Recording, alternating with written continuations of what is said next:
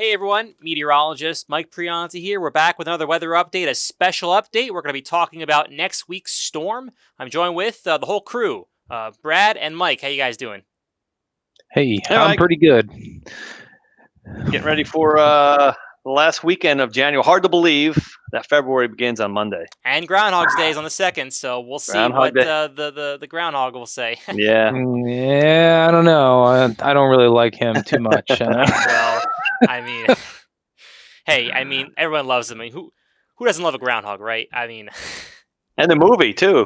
Oh, We like talked about we've talked about we the talked movie about in so many our times in our I, podcast. I'll tell you who talked doesn't about like a groundhog. My father-in-law. It always eats his vegetables in his garden. So Oh man.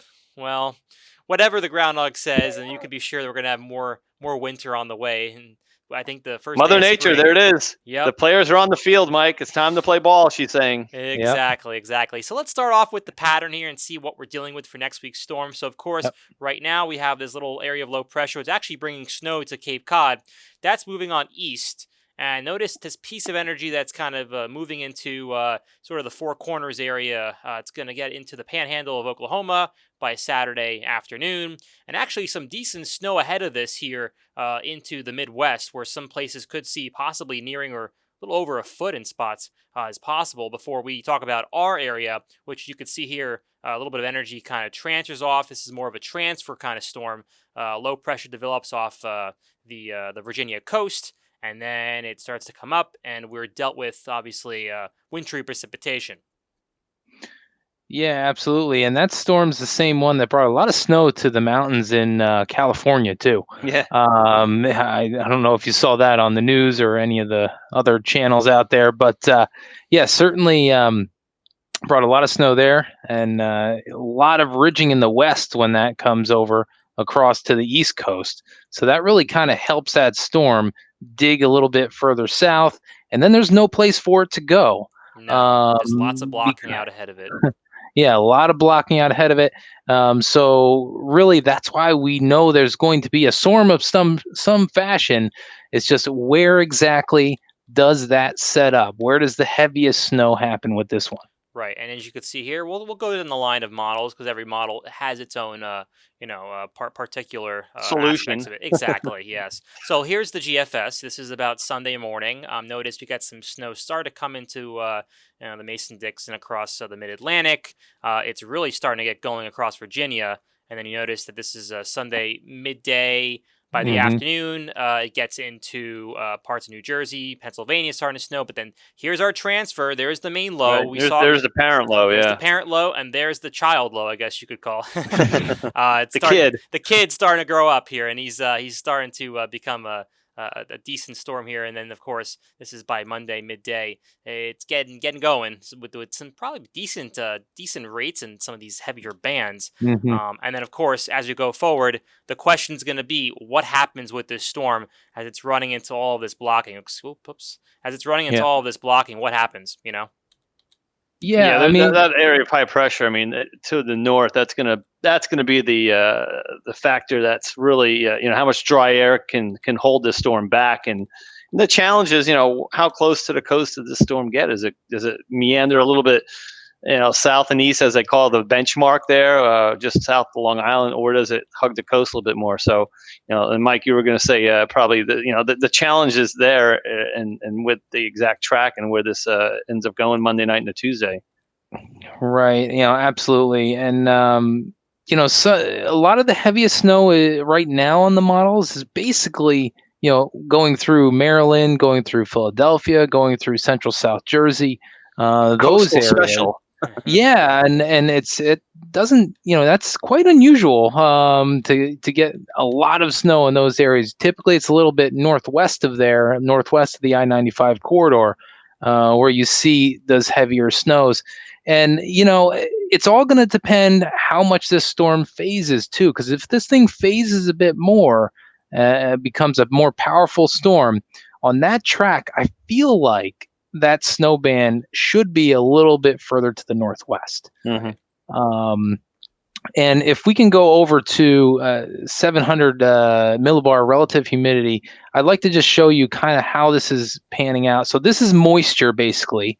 and that's the moisture feeding into the storm. It's coming off. Transport of the moisture. Yeah. So you see that initial shot of overrunning is like what we like to call it, where you get that initial shot of moisture, and then the coastal low will take over and start wrapping it in off the Atlantic Ocean. And you can see that's where that comma head signature starts developing. So Mhm. where that comma head develops, that you can see over Philadelphia, Eastern Pennsylvania, New Jersey, where that develops, is going to be where that heaviest snow happens. So it's going to be interesting to see how this all pans out. So, whoever gets that initial shot of snow, followed by that wraparound comma head Right. of the storm, is going to see the heaviest amount. So, I'm in the camp that's going to be a little bit further to the northwest.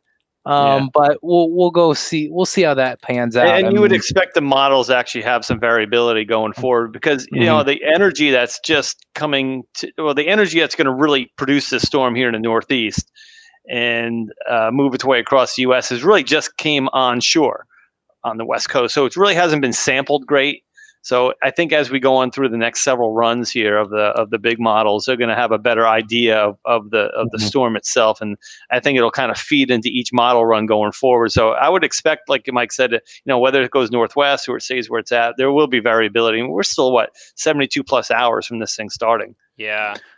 One thing that I want to mention too is that I think one thing that I guess we're overlooking is just how strung out this storm is. I mean, you have it Hmm. basically get into like Maryland by like Sunday afternoon, and then we're talking like this thing continuing all the way through.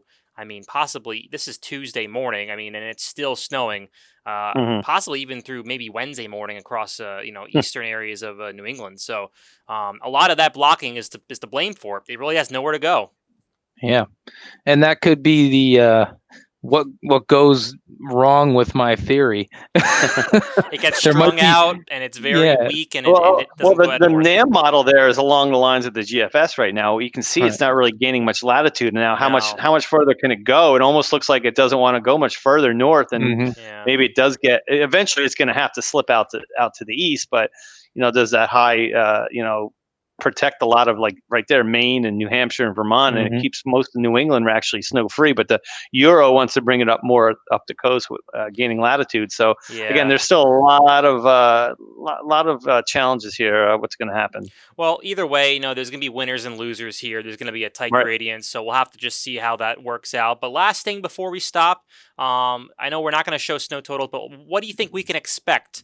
Like, what's the general ranges that we could possibly see with a storm like this? I mean, we're not talking anything over, 1 to 2 feet. We're talking maybe half a foot plus in some areas. Could we see a foot in spots?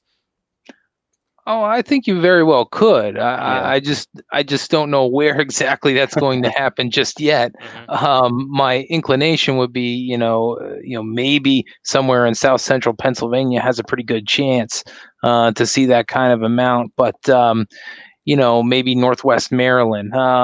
But lot of things to go with this storm yet. So Yeah, I and mean, like Mike. basically, we're looking at a significant storm. Mhm.